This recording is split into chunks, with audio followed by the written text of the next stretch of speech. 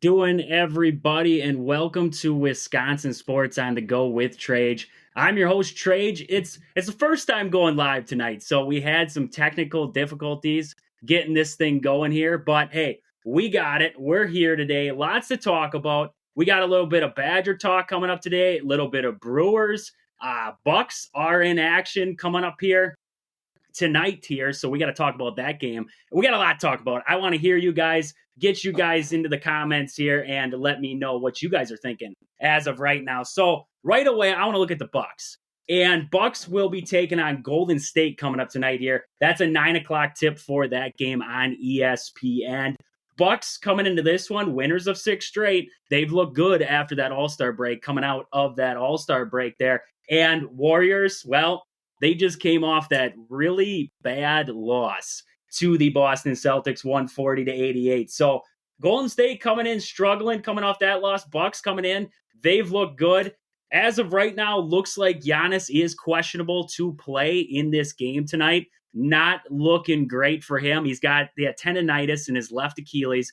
Don't want to push it too much. And so I'm okay if Giannis sits out of this game. I mean, yes, would it be great to have Giannis, especially this is a big set they have coming up here on the West Coast. So, it'd be nice to have Giannis out there, but at the same time, I want to keep Giannis healthy, get him going. So all good there. Giannis looking like he's questionable to play tonight. Chris Middleton also is out he's going to be out tonight. I don't know if he will be back at all on this road trip. According to Doc Rivers, there was no setbacks. He was scheduled to come back tonight. No setbacks or anything like that. Just, taking a little bit longer to get Chris Middleton back into action here. So, you play it by committee right now. And right now we got Dame. Dame's been playing well for this Bucks team as of late.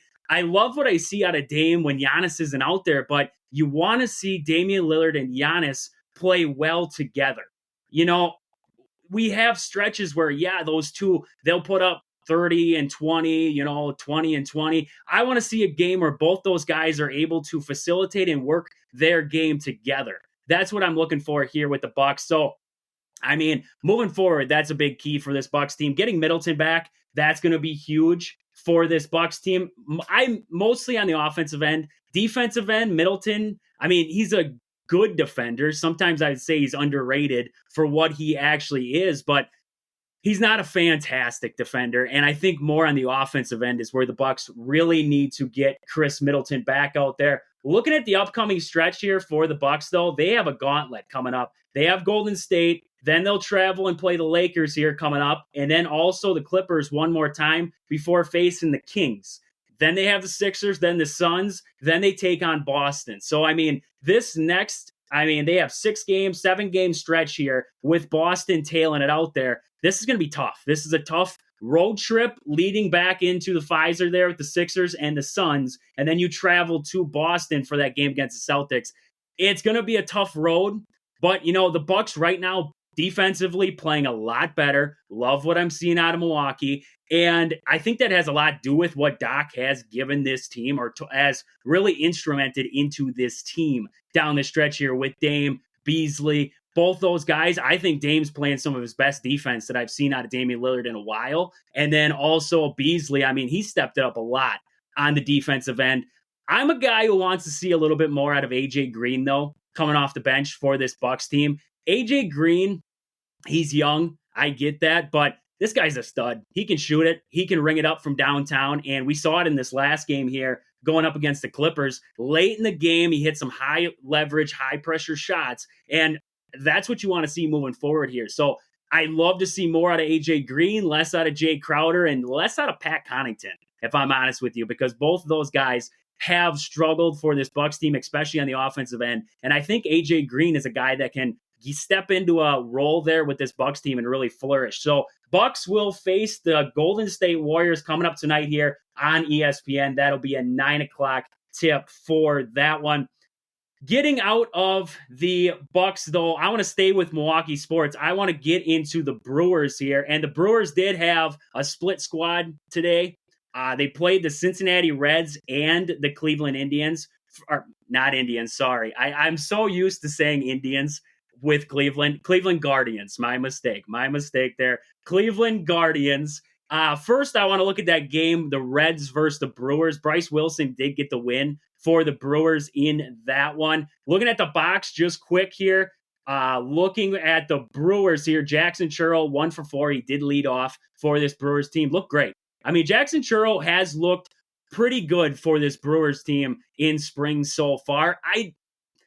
The only thing that worries me with Jackson Churro is his strikeout rate.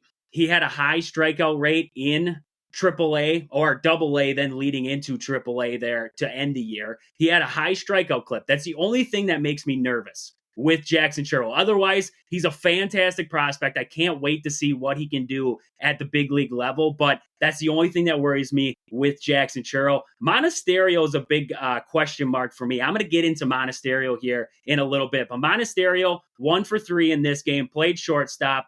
Good outing from Monasterio, 364 in spring training so far. He's looked good. Tyler Black started at first, 1 for 3. Brewers pitching staff in this game against the Reds looked good. McGill pitched a little bit, an inning of work there, 1 hit. He had 1 strikeout. Bryce Wilson, 3 innings of work there, 1 hit. Wilson looked good. Butkus has looked good in spring training so far. He's got an inning here, 1 hit, 1 strikeout. He's got nothing across the board for an ERA right now in spring training. So I've liked what I've seen out of JB Butkus in spring training so far. But that's it for notables there, pitching-wise, in this game against the Reds here. Flipping script, looking at that game against the Guardians, and hitting was a premium in this game for the Brewers. They had 5 hits in total in this one. Contreras had 1 of them. Frelick had a hit there, and so did Weimer. Dunn and Eric Hayes. Hayes has been,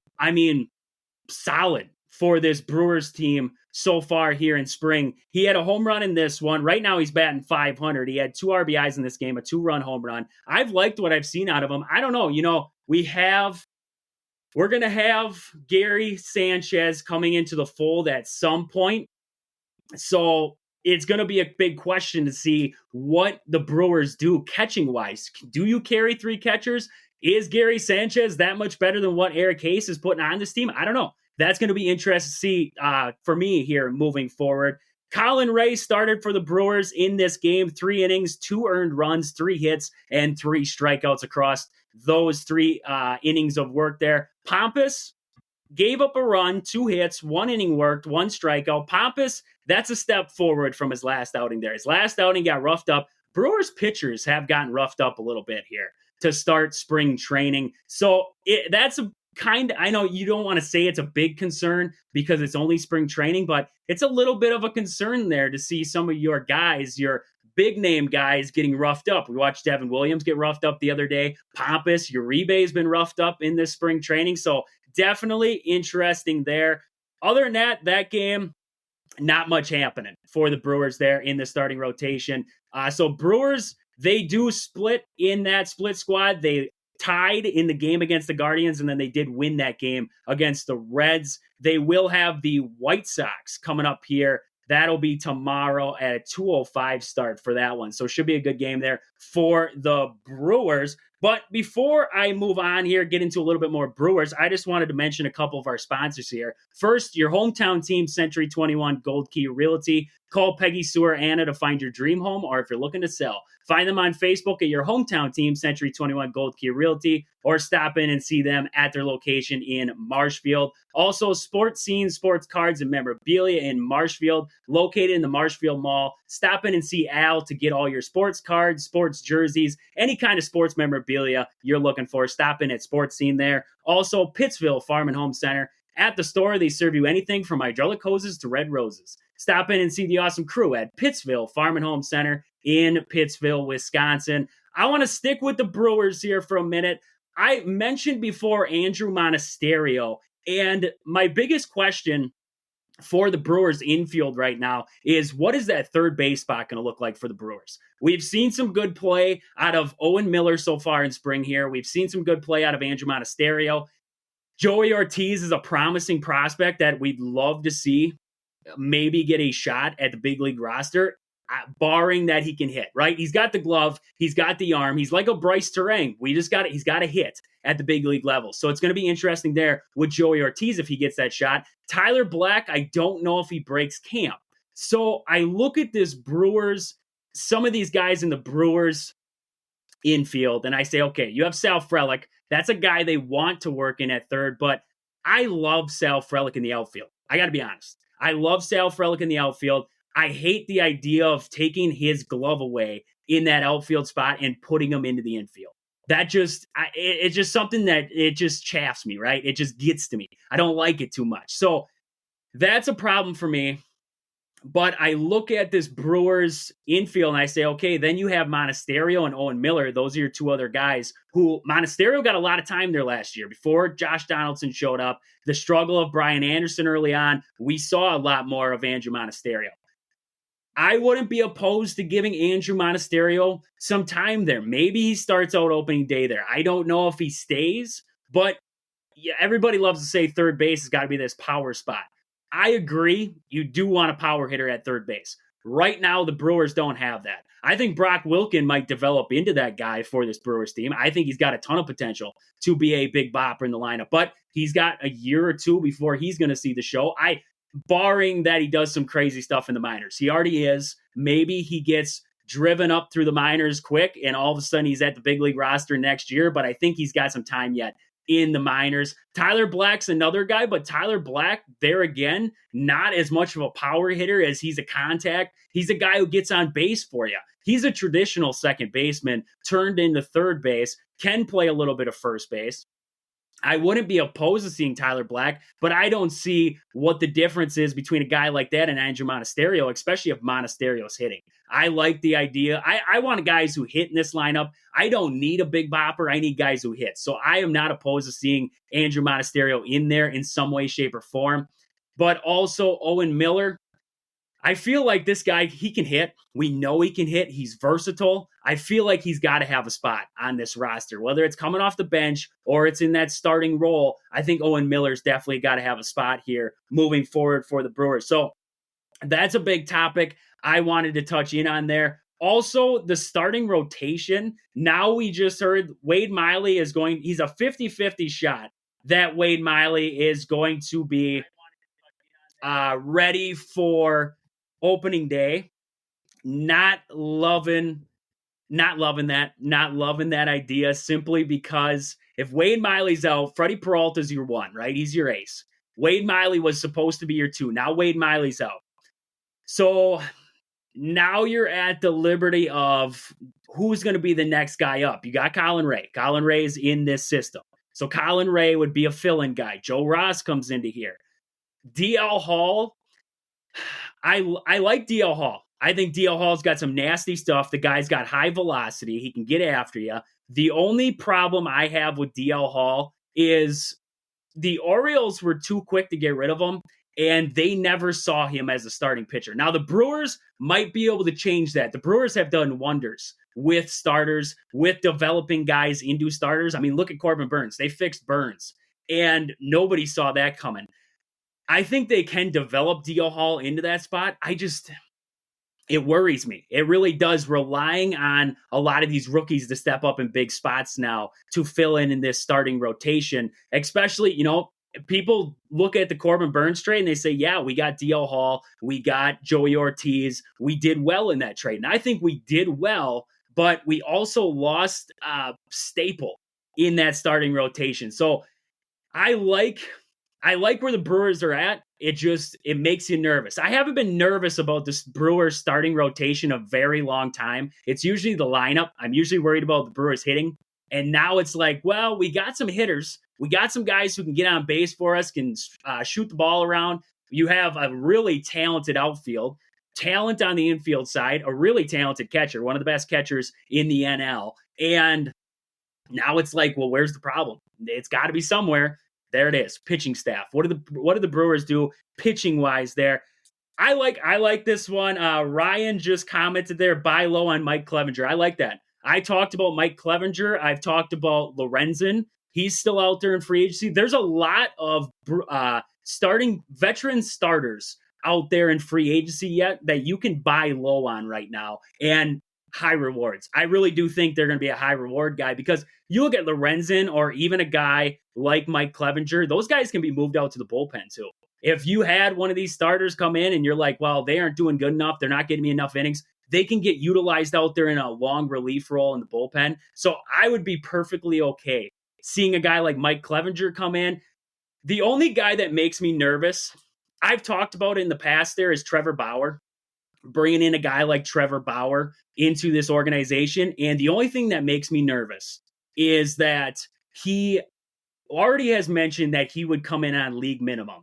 And that's fantastic, right? Low price, high reward kind of guy. He can give you, ace stuff at times. The only thing that makes me nervous is why aren't other teams jumping on Trevor Bauer if that's the case?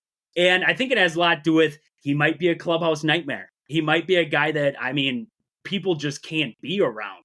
And that could be a big problem there with Trevor Bauer. So I don't know. It's definitely going to be interesting to see what the Brewers do here yet in free agency. I really do think you have to find some starters yet in free agency. If you don't find one, maybe two, I think you got to find maybe a couple out there because Joe Ross is another guy.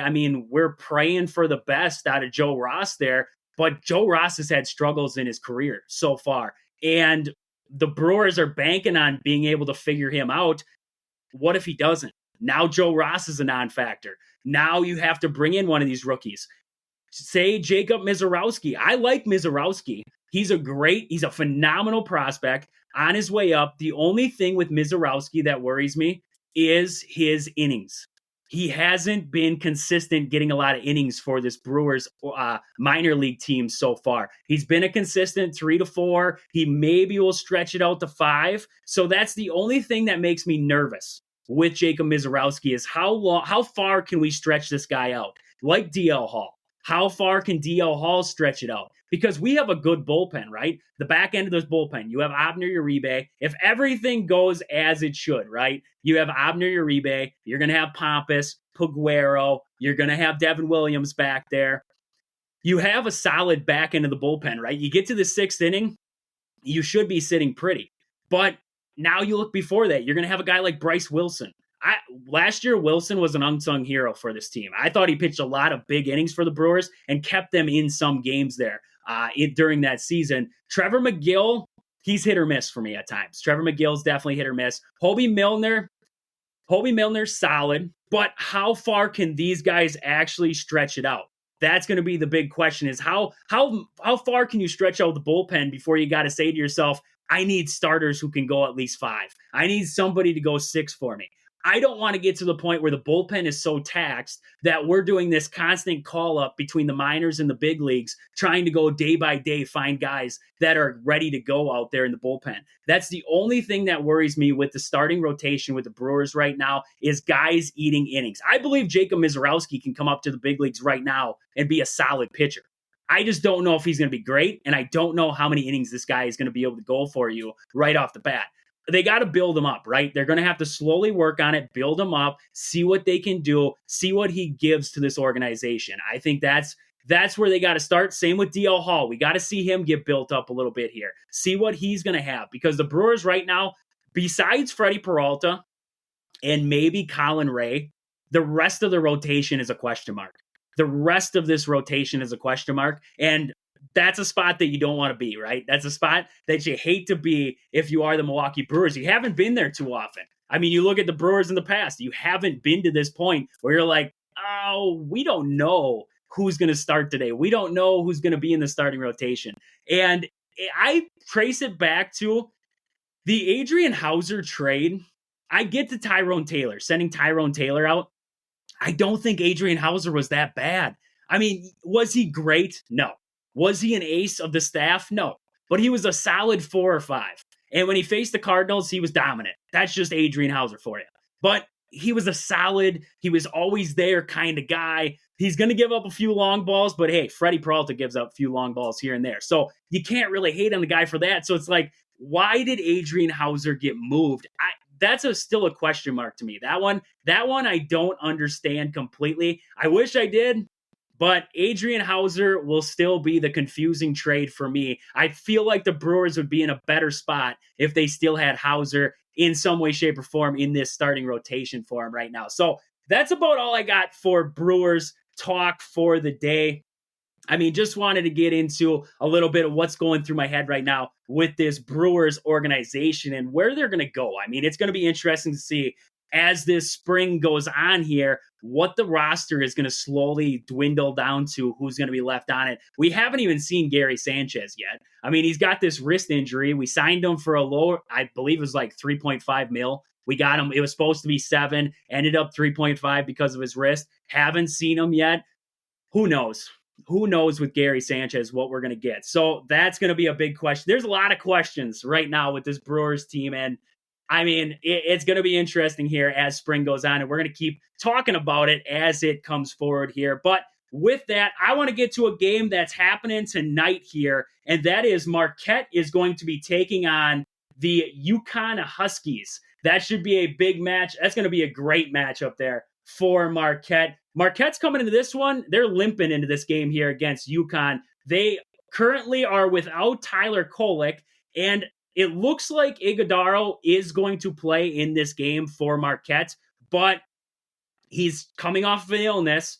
Haven't seen this guy in a couple. I mean, they said when they got to Creighton, he actually didn't leave the hotel. That's how rough he was in. He had the flu. He was in rough shape. Couldn't get out of the hotel room. So this is going to be, this game went from a massive matchup to now it's like, how can Marquette just stay in this game, right? And there's going to be a couple ways. First off, Iguodaro plays. That's what they really need, because when he is in there, the post game for Marquette is amplified. Without Iguodaro, they don't have much going on. They're down in the post. Without him, Klingon is going to be able to go off for UConn, and that's something you have to especially have to avoid if you are Marquette in this game.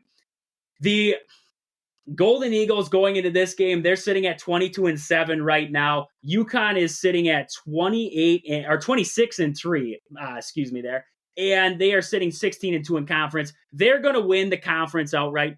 I mean, that's just how it's going to be. UConn is one of, if not the best team in the country right now. I don't, a lot of people like to say Houston, and then they throw the names of like Arizona and Tennessee. And I mean, at one point it was Marquette was in there too. I don't think so. I mean, I'm going to be bluntly honest with it. UConn is one of the best teams, if not the best team in the country right now. And going into this game without Tyler Kolek, that's a killer. That is just a downright killer for you. Cam Jones is going to have a big game for Marquette in this one. And I've said it before, Cam Jones is going to have to continually have good games for this Marquette team if they're going to go far in the NCAA tournament. What I've seen out of Cam Jones so far this year, struggled at the beginning. He's been getting it going as of late. He's had to, right? He's had to carry the load now that Kolek is out. This game, Iguodaro's back, but Cam Jones has still got to have a big game in this one. Another question I got was about this Marquette team, and without Kolek, say this team loses to UConn. Okay, they lose to Xavier there. They go into the Big East tournament. They're going to get a high seed. They should win a couple games, I would think, before they face anybody really good. Like maybe Creighton's a good team. UConn, they wouldn't face UConn until basically the end of that. So, I mean, where do you see them tournament-wise? To me right now, I don't think Marquette drops lower than a 3 seed. I think they stay on the 3 line. And if anything, I could have seen them moving up to the 2 line with a win over UConn here, or even a win against Xavier there. They could potentially flirt with that 2 line depending on what else happens, depending on what happens in the Big East tournament. Tyler Kolek will be reevaluated before the Big East tournament does start. So hopefully for Marquette's sake, we get a little bit of Tyler Kolek back into the lineup there, because when he's in there, when he's going right, this team is one of the best in the country. When Tyler Kolek is not out there, this team loses a lot, and it is a struggle to watch. So Marquette, UConn, coming up tonight here, 7:30 on FS1. Pretty soon here, half an hour before the tip of that massive game there between the Huskies and the Golden Eagles. But with that, I just want to mention another game going to be in action here coming up. That'll be tomorrow night. Green Bay men's will be facing Milwaukee in the Horizon League tournament in the men's game there. Noah Reynolds is expected to play for the Green Bay Phoenix in that one, but coming off a high ankle sprain, not really sure what to expect out of Noah Reynolds in that game. That's a guy that I hate that the Badgers missed out on because this guy can ball out, and he's a fantastic player for him.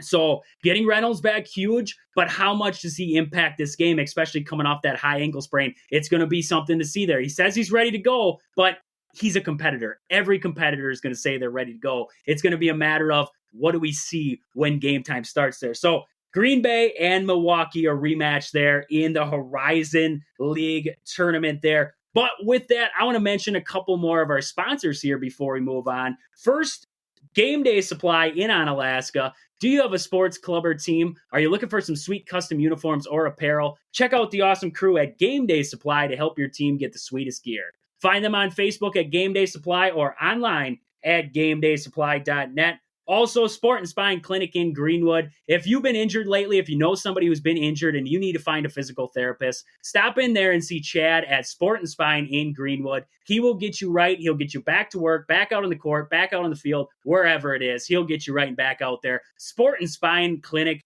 in Greenwood. But with that, we got to get into, well, I want to say it's going to be a good game, a big game for the Badgers, but the Badgers make me nervous as of late here, and the Badgers will have a big game coming up against Rutgers. That will be tomorrow night there on FS1, a 6 o'clock tip for that one. Badgers are favored in this game against Rutgers, but apparently ESPN didn't watch what happened the last time these two teams squared off there. Just pulling up the stats from that last game because that was an ugly one. At the rack it's on the road, right? They went on the road. It's tough to play on the road in the Big Ten, but this is a bad Rutgers team. I just got to say it. This is a bad Rutgers team. And the Badgers went in there and lost 78-56, and it was all around from the opening tip to the end of this game. The Badgers were never in this game. It was a blowout from the start. When Connor Essegian goes off in this game for 15 points, you know he was playing a little bit too much because when the Badgers are in a game, it appears Connor Essegian doesn't play. So rough game there all the way around for the Badgers. Big scorers for Rutgers were Williams and Mag. Both those guys went off for double figures in that one, and Haight off the bench there went for double figures. This Rutgers team is a long, lanky, athletic, good defensive team. And I don't say that much about Rutgers ever. You know, Rutgers, offensively terrible. They are a terrible team offensively, usually, except for when they face the Badgers, right? But defensively, this Rutgers team is good. They are a good defensive team. They got Williams back there, and the offense went up and got a little bit better, but this still is not a great Rutgers team heading into this one against the Badgers. And, in this one, the Badgers, you got to do the little things right.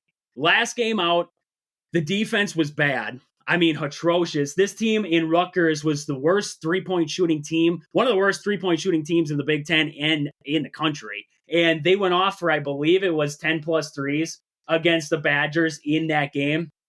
You got to fix that. You have to fix that. And you got to chase guys off the three-point line in this one. Steven Crowell for the Badgers has got to play big. I know we harp on it a lot. We talk about it all the time with Steven Crowell. If the Badgers want to be successful moving forward, Steven Crowell is going to be an instrumental part in that. Steven Crowell has played soft this year. I wanted to deny it. I wanted to say that this guy is still playing well for the Badgers. He hasn't. As of late here for Wisconsin, he's averaging, I would imagine, over the last couple games here. I don't have the stat right up in front of me here, but this guy's averaging below 10 points a game. He's struggling to get inside, to make plays on the inside, to rebound the basketball. All the way around, Steven Crowell's struggling. So in this one against Rutgers, with the size and length that they have, you got to be able to utilize Steven Crowell in some way, shape, or form in this one. Another guy for me in this game against Rutgers, I got to see play well, AJ Storr. Everybody loves AJ Storr. I love AJ Storr. When the Badgers got AJ Storr, I thought it was a great pickup. They finally got that dominant athletic guy that they need. And all of a sudden, this guy's confidence just went away. It was gone, just like that. I don't know if it was something that guards said to him, something that teammates said to him, or if it was trying to settle into what Wisconsin wants to do as an offensive unit. But AJ Storr has fallen off. Right now, shooting the basketball struggled mightily as of late here. And does that have a lot to do with bad shots, forcing shots? A little bit. But at the same time, I mean, right now, this guy, from what we saw early on this year to now, AJ Storr has dropped off. He has dropped off mightily, and it sucks to see. It really does suck to see. And we're going to get into a little bit more of that as I go on here talking about the Badgers. But, I mean, those two guys, for me, got to step up in this one. And you look at this, I completely agree with Pat there. Wisconsin needs to run the offense from the inside out. Stephen Crowell is spending way too much time, and I'll go off that point there. Stephen Crowell is spending way too much time out on the perimeter. This guy isn't looking to shoot. And I know Stephen Crowell can shoot the three ball, but this guy isn't looking to shoot when he's out there. So if he's not looking to shoot, why is he out there to begin with? To facilitate the basketball? He's not doing that. You're not getting anybody open doing that. Get it into the post. I 100% agree with that. Get it into the post. Work it through Crowell. Work it through Wall. Whoever is in there, that's going to open up shooters. I mean, you look at these guys for Wisconsin, Chucky Hepburn and Klesman, even Connor Essegian.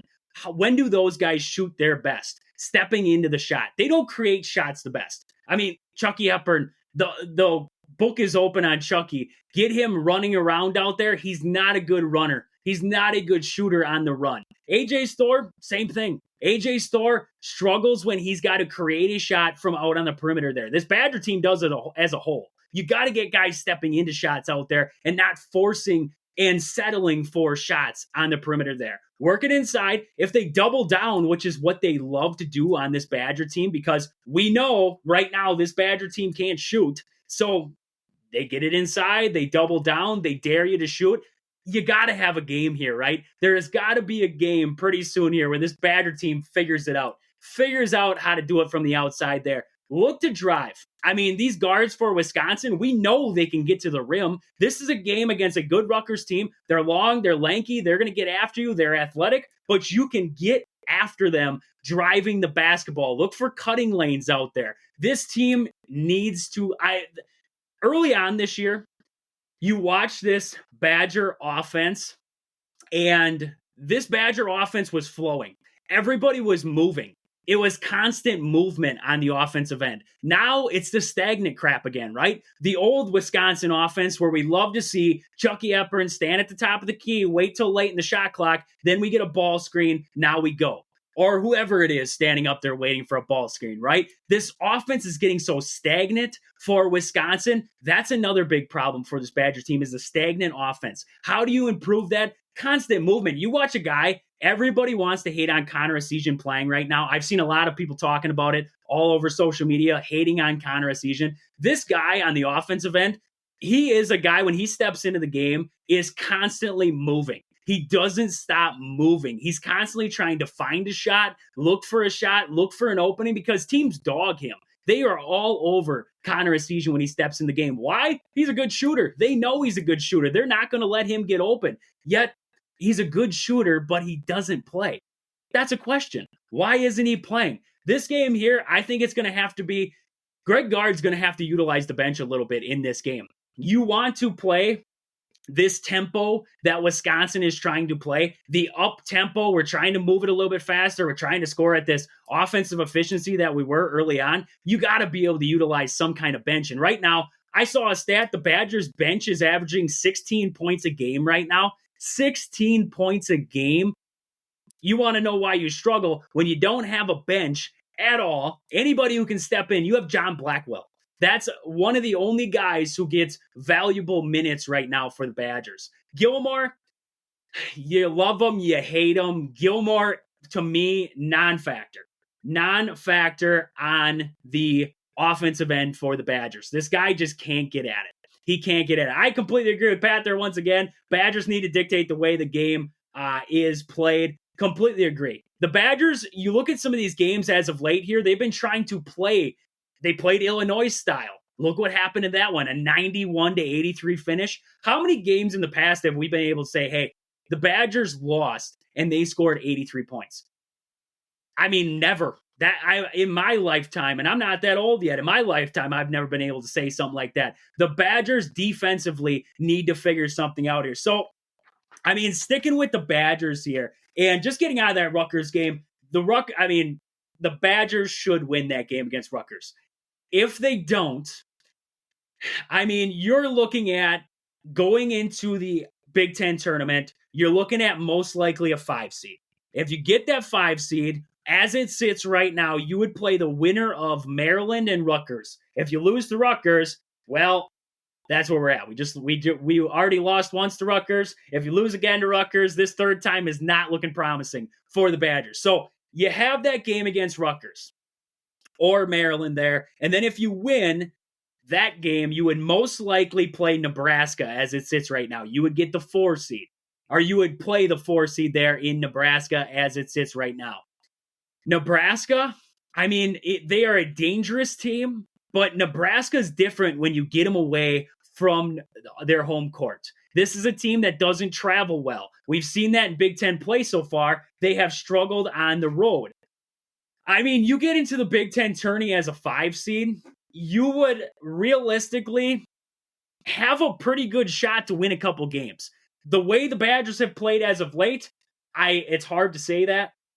It's really hard to say that if you are Wisconsin, if you are a Badger fan. But from what we've seen from Wisconsin, I believe they should be able to win this game against Rutgers coming up here. The Purdue game's going to be a struggle, especially traveling to Mackey for that one. Then the Big Ten tournament, Maryland, Rutgers, you should be able to win that game on a neutral court. You play Nebraska. This is a team that you blew out once. They came back and beat you the second time. Maybe, just maybe, the confidence that you lost while playing Nebraska, because I believe this Badger team lost it when they blew that lead to Nebraska in the second half. I mean, this team changed right after that game. So the confidence that they lost coming out of that game, now you play them again. Maybe that's the kickstart, right? We're hoping for a kickstart at some point. Maybe the kickstart is beating the team that you blew a 19-point lead against. Maybe that's it. I don't know. But this Big Ten tournament schedule for Wisconsin, I feel like it could be favorable for them to win a couple games. Illinois still worries me. Purdue definitely worries me. Northwestern, they worry me on a neutral court if I'm Wisconsin. I think the guards for Northwestern in Boo Buie is playing fantastic right now. And that worries me if I am a Badger fan, because I don't want to deal with that. I don't want to deal with good guard play, I'll be honest with you. Because right now, that was going to be one of my points there, is the Badgers are struggling defensively on the interior right now. This team is, I mean, from what we've seen in years past, bad. Just downright bad in conference play. Wanted to pull up the stats real quick here. I was looking at them earlier there. Defensively, the Badgers are giving up about 69 points per game right now, which doesn't seem terrible, right? It's not too bad, 69 points a game, everything like that. But if you look at this team, 3-point field goal percentage, 3 points given up there, they are bottom of the conference in 3-point percentage right now. Looking at it, opponent 3-point percentage, they've given up 37% from downtown. Teams are shooting 37% against this Badger team on the perimeter. There's your problem. There's your first problem if you look at it. And right now they are shooting for themselves 34%. You put those two things together, their teams are out shooting them from the 3-point line as of right now. You look at rebounding for the Badgers, combined rebounds, they're actually 12th in the Big Ten. 12th in the Big Ten. They are below Michigan, Michigan State, Indiana, Iowa. The list goes on from there. They're just above Penn State right now. 33 rebounds per game for the Badgers right now compared to 31 for Penn State. You want to know problems? Rebounding the basketball. Aggression on the interior. This interior defense for the Badgers, you wanted someplace to address in this last offseason, finding a big man behind Steven Crowell. Right now, you need a guy to step in for Steven Crowell because the guy's been playing soft as of late right now. But you have a guy like Nolan Winter stepping in. And yes, Nolan Winter plays with aggression, but Nolan Winter's still young. This guy is a true freshman coming in here to Madison, and he's got to go up against the likes of Zach Edey and some of these other big guys in the Big Ten Conference. they're going to eat you alive. I mean, Nolan Winter did very well against Purdue. I'm not saying that he didn't play well, but he's not a dominant big guy. And right now, the Badgers they're missing shot blockers. I believe they're one of the bottom in shot blocks per game right now, or shots blocked per game right now. They're at the bottom in that category. They actually are there's 3 guys in for Minnesota who are averaging more blocks than the entire Badger team is. So that tells you where we're at right now as Badger team. Actually, I believe Tyler Wall leads the Badgers in blocks. And you might not look at blocks as a huge thing, but when you look at how many blocks a team has, that tells me how good that interior defense is. That tells me how much of a gauntlet it is for opposing teams to get in there. And right now, this Badger team, I couldn't tell you defensively what happened, but from last year to this year, we have seen everybody they have regressed everywhere. Stephen Crowell has gotten worse. Tyler Wall defensively has gotten worse. Chucky Hepburn, Klesman, I don't care who you want to name. They have all gotten worse defensively. As a unit, they have gotten worse defensively. And right now, I mean, Pat's telling me right now, Wisconsin's defense has no identity. I can't even tell you what their concepts are right now. Agreed. I look at both ends. I look at this team as a whole, and I can't tell you what concepts what's their concepts? What are they shooting for game in and game out? Are we trying to run with it? Are we trying to what style offense do we want to run? I mean, where are we at offensively? Where are we at defensively? What is this team right now? We lost our identity after that early season. We were good early season, right? Everything was rolling fine. And we talked about it here on the show. What was going to happen when Wisconsin's defense started, or when their offense started to get cold? What was going to happen? Their defense was going to have to either step up or they were going to lose games. That's what we've seen as of late here. You lost a game to Michigan. The worst team in the Big Ten took you to town. In that game, I believe they only lost by 2 or 4 points in that game. But, I mean, Michigan made Wisconsin look like they were the worst team on that day. And that game looked like it was close. It wasn't close. The whole game wasn't close. And I don't know. Right now, Wisconsin, there's a lot of crap that's got to be fixed in Madison right now. NCAA, I've seen a lot of people talking about the NCAA tournament. Looking at the Badgers right now, they are going to make they're going to make the postseason. They're going to make the tournament. Right now, I believe, I just wanted to see net ranking. They are sitting at 23rd in net ranking, which is what the committee uses these days for ranking teams, putting them into tournaments. They're sitting 23rd, 6-7 in quad 1 games, and they're also 6-4 in quad 2, 12-11 overall in quad 1 or 2 games. The Badgers are going to make the tournament. It's just a matter of how far can this Badger team drop before the opening day of March Madness. Are they gonna drop as low as an 11 seed and they could possibly be in a play-in game in Dayton? Is that a possibility for the Badgers? I mean, right now, projections, they have them on the 6th line. And I think the 6th line is pretty modest right now. To me, and I'm a big Badger fan, I'm looking at this Badger team and saying they're a 7 or 8 seed right now to me. But they have them on the 6th line. A lot of early season success has led to the Badgers getting onto that 6th line. They lose to Rutgers. You drop to, I would say, somewhere in that 8-9 range right there, easily down to 8 or 9. You lose to Purdue, I don't think it kills you. But it's still, I think it solidifies your spot there on the 8-9 line. If you go into the Big Ten tournament and let's just say you lose to Maryland or you lose that game to Rutgers, I believe you might end up in a play-in game. I'll be honest with you. They're going to make the tournament. They're going to make the tournament, no doubt. But how far can they drop before it's finally like, holy crap? This was at one point the 6th best team in the nation, according to the polls. Now, I don't believe the Badgers were ever the 6th best team in the nation. I believe that this Badger team at one point was a top 25 team. I believe they still are, players skill-wise, a top 25 team. I just believe right now, I don't think they have a leader.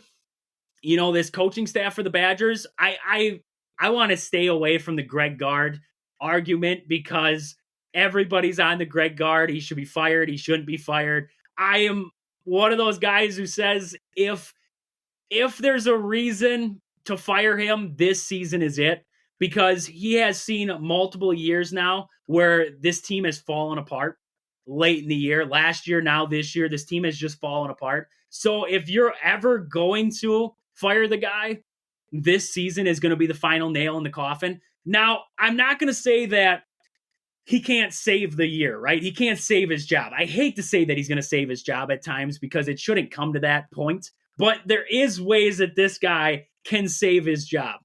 If he gets into the Big Ten tournament, if they win a couple games, if they get to, let's just say, that game against Illinois there in the semifinals, then possibly you get into the Big Ten or you get into the big dance, you win a game, you possibly lose a close one too. Say you got in as the 6th seed, you end up losing to, I believe right now, the 3 seed in Joe Lenardi's section was Creighton. So let's just say you lose to Creighton. Okay, that's not a terrible loss. So you can move on from that. Does he keep his job then? Everything to me leads back to adjustments and player development with Greg Gard. I don't believe players are developing under Greg Gard right now. When I look at the likes of Tyler Wall's a big one for me. I think Tyler Wall has gotten better since he walked on the court in Madison. But when I look at Tyler Wall, I say, what's the one thing I could have done with Tyler Wall to make his game just a little bit better? I would have developed some kind of jump shot. Why has a guy who's been there for 5-6 years now not developed any kind of outside of 2 foot away from the basket kind of range? That's my question. Steven Crowell, he's regressed. This guy came into Madison. Everybody was like, Frank the Tank coming in again. This is going to be that guy. What happened there? Where is he developed? I haven't seen development out of him. Actually, I've seen regression out of Steven Crowell. He doesn't go at the basket hard. He fades away all the time. I love the hook shot as much as the next guy, but I hate seeing it play after play just because the guy isn't strong enough to get inside. I was so excited for Steven Crowell. They told me he put on 25 pounds of muscle. This guy was getting big. He was coming in for his junior season now, ready to rock and roll, and backwards. He went completely backwards with his play. So that's a worry for me. I look at even the likes of Chucky Hepburn. Chucky Hepburn, when he came on the court, Madison there, freshman year, we were worried about him a little bit, but this guy could shoot. He could get to the rim. He could do all the little things for you that you needed your guard to do. Now the guy can't shoot. Now he doesn't look to drive. And this whole team, confidence-wise, I think this goes deeper than what even we see on the court. I think this goes back to practice for this team. I think it goes to what happens in the locker room. I don't think there's confidence being even instilled in these guys. And when you go into practice there, what's going on in practice? What are you working on? Because right now, we've known all year long this defense will be a problem at some point. Not a good problem, a bad problem. And we've known it all this time, yet we haven't seen improvement in the defense. Offensively, we have seen as of late here, this offense is struggling. Nothing's flowing. It's getting stagnant. We haven't seen it progress. I don't get it. It all leads back to I really would be interested to see what happens behind closed doors. And everybody wants to say, did Greg Gard lose this team? I don't think he's lost the team, just simply because I watched that game against Illinois. The effort was still there. They were giving it their all. I mean, on the offensive end mainly, but they were giving it their all. So I don't believe he lost this team. I just worry that this team and future Badger teams under Greg Gard, to me, he's been a good recruiter, right? Over the years, he recruited for Bo Ryan. Now he's got his own team. He's recruiting well.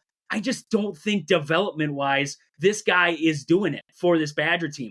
Does that have something to do with assistant coaches too? Maybe, your assistants will assist in that kind of work there. But end of the day, it's on the head coach to be able to figure these guys out. And as of right now, player development in Madison is a big problem for me. So moving forward here, there's a lot of little things the Badgers have to get better at. I mean, it's the little things, right? Rebounding, defense, getting after guys, hustle. Early on this year, offensive rebounds were huge for the Badgers. Getting second chance points here.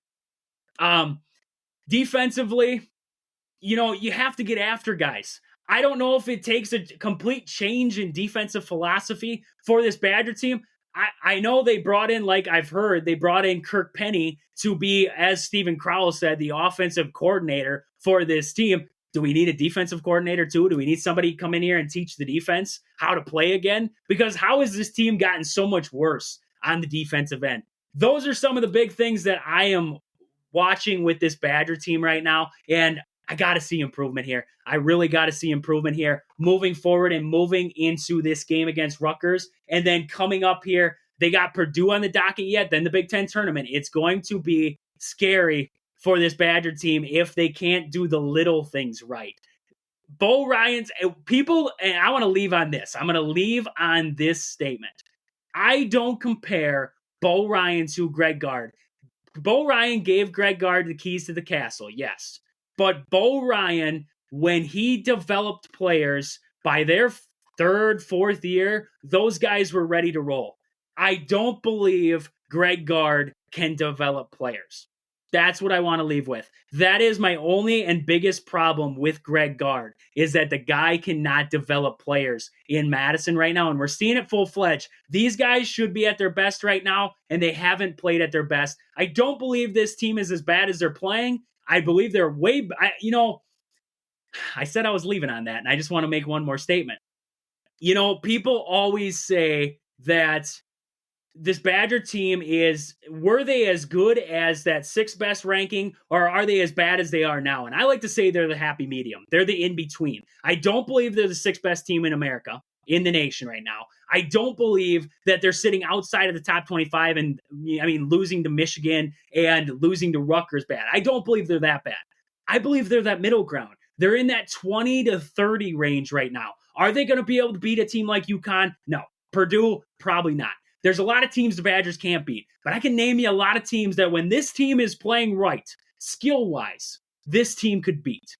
And that is my biggest concern, is that how far this team has fallen, simply because, and you could say inept coaching, but struggles at the coaching position. That's my biggest concern in Madison right now. So Badgers will have Rutgers coming up tomorrow night there. Like I said, coming up pretty soon here, 10 minutes from now, we will see Marquette and UConn square off. Bucks and Warriors in action later tonight here. So full night of great sports. But with that, that's about all I got. I'm glad to have you guys here on the live tonight. It was awesome. I first time doing the live, didn't know how it was going to go. I was going to start at 6, got pushed back because we couldn't figure out how to do the live. So we were working through the kinks there, but we're definitely going to do a lot more of these. I love getting people in and commenting on there, so I'm able to have conversations with some of the fans. We're going to figure out how to do live calls through the show there. So with that, this has been Wisconsin Sports on the Go with Trage.